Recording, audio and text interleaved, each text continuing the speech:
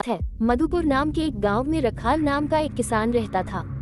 वह बेहद मेहनती था। सुबह से लेकर शाम तक वह बस अपने खेतों में कड़ी मेहनत करता रहता था। আরে রাখাল, এরকম ভাবে দিন রাত কাজ করতে থাকলে তুমি তো খুব শিগগিরই অসুখে পড়বে।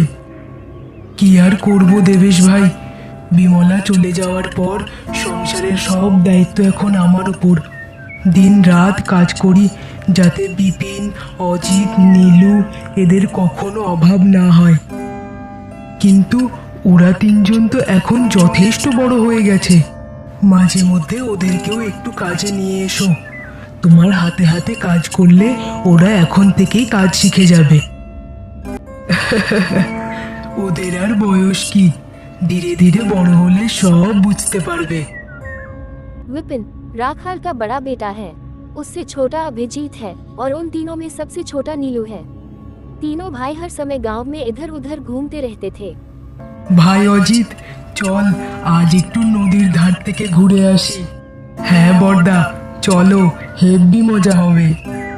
तीनों भाई नदी के किनारे पहुंचे। ठीक उसी समय दो लड़कियां उस रास्ते से गुजर रही थीं। অজিত, কি সুন্দর দেখতে ওই মেয়ে দুটোকে।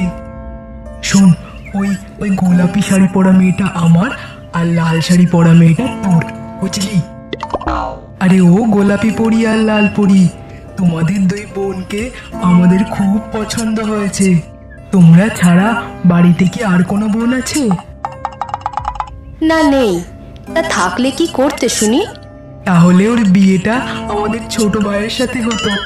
বাবা, এক দেখাতেই বিয়ের কথা? তা কাজকর্ম কি করা হয় শুনি? আমাদের তো কাজকর্ম করতেই হয় না, প্রচুর জমি জায়গা আছে যে। তা বিয়ের পর কি ওই জমি জায়গা দেখে নিজেদের পেট ভরাবো? আগে নিজেরা তো কিছু কাজকর্ম করো, তারপর না বিয়ের স্বপ্ন দেখবে। বিয়ের শখ জেগেছে। इस तरह बात सुनाकर वे दोनों वहां से चली गईं। আরে এত সুন্দর মেয়েদের মুখে এইরকম কথা? ঠিক বলেছো বড়দা, শুধুমাত্র বিয়ের কথা বললাম, তাতেই কত কি শুনিয়ে গেল। কে জানে বিয়ের পর আরো কত কি শুনতে হতো। চলো এখন বাড়ি যাই। घर जाते समय उनकी मुलाकात देवेश से हुई। কোথা থেকে ফিরছো সবাই? আজ একটু নদীর ধার থেকে ঘুরে এলাম। রাখাল কি পরিশ্রমই না করে, আর তোমরা সারা দিন এদিক ওদিক ঘুরে ঘুরে বেড়াচ্ছ। মাঝে মধ্যে গিয়ে মাঠের কাজে ওকে তো একটু সাহায্য করতে পারো সবাই। আরে কাকা, আমরা এখন কাজকর্ম করে কি করব? বাবাই আমাদের দেখছে, যা করার করছে, এই যথেষ্ট। আচ্ছা, আমরা এখন আসি তাহলে।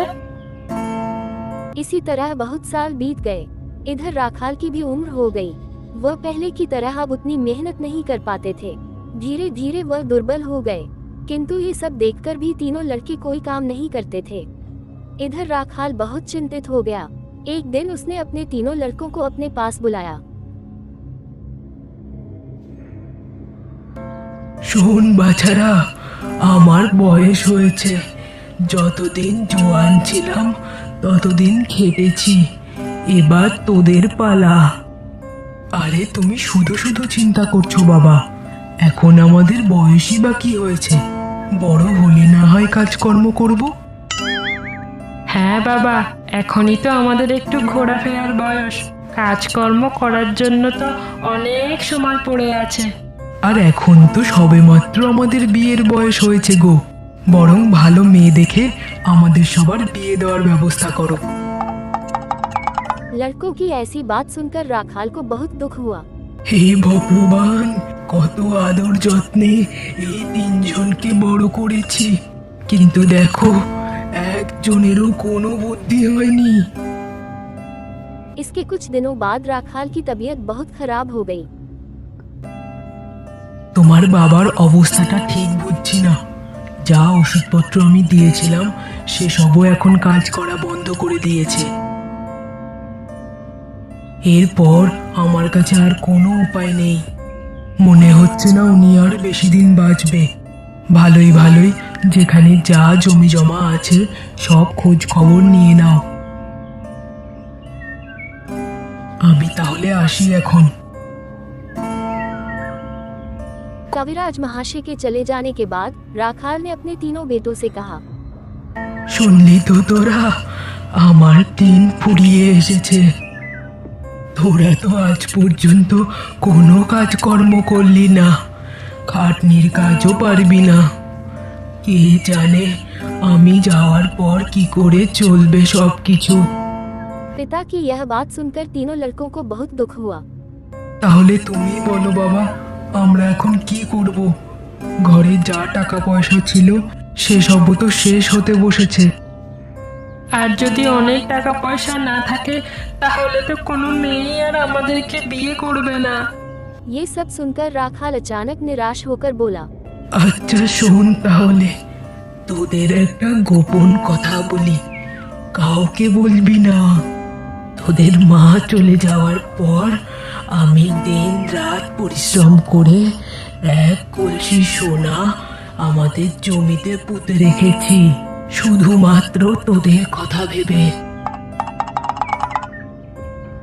কিন্তু সে যে কোন জমিতে রেখেছি তার মনে নেই। তবে তোরা যদি সেটাকে খুঁজে বার করতে পারিস একবার, তাহলে কোনোদিনও তোদের অভাব থাকবে না। ये सुनकर तीनों भाई मन ही मन बहुत खुश हुए। कुछ ही दिनों में राखाल की मृत्यु हो गई। इधर घर का सारा पैसा खत्म होने को आया। এখন কি হবে বর্দা? কি আবার হবে? মনে আছে মরার আগে বাবা কি বলেছিল আমাদেরকে? চল এবার গিয়ে সেই সোনা ভর্তি কলসিটা খুঁজি। ঠিক বলেছ বর্দা, কিন্তু খুঁজবো কি করে? আমরা তো জানি না সেটা কোথায় রাখা আছে। আমাদেরকে এক এক করে 3টে জমি খুঁড়ে দেখতে হবে। सुबह होते ही वे तीनों पहली जमीन खोदने के लिए निकल पड़े।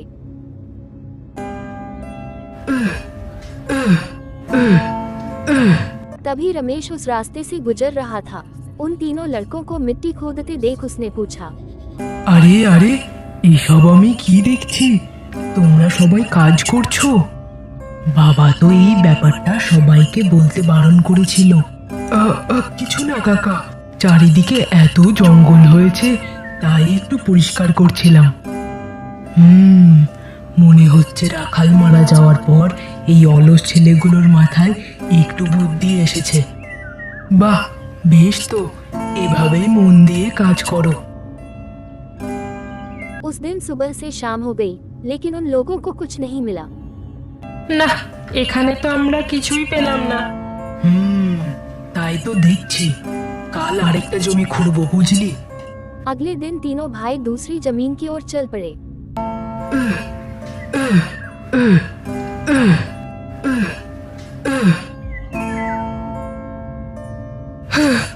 ও বর্দা, এখানেও তো কিছু পেলাম না গো। আর তো একটাই জমি পড়ে আছে, তাহলে হয়তো ওখানেই রাখা আছে। तीसरे दिन सुबह सुबह वे तीनों उस तीसरी जमीन को खोदने के लिए इकट्ठा हुए। দেখি আজ কপালে ওই কলসি আছে কিনা। अचानक अजीत के कुदाल से किसी सख्त चीज पर प्रहार हुआ।